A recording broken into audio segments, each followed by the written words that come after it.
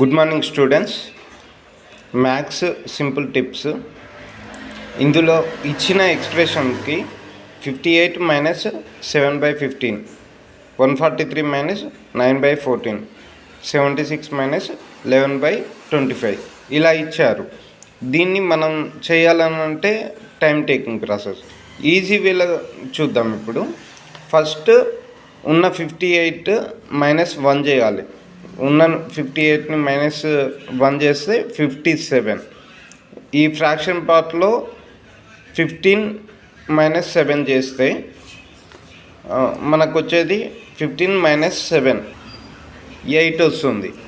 8 అలాగే 8/15 డినామినేటర్ ఎలా ఉందో అలాగే 15 వేసుకుందాం.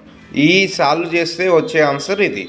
అలాగే 143 - 9/14 ఇది చేస్తే ఫస్ట్ 143 - 1 ఎంత 142,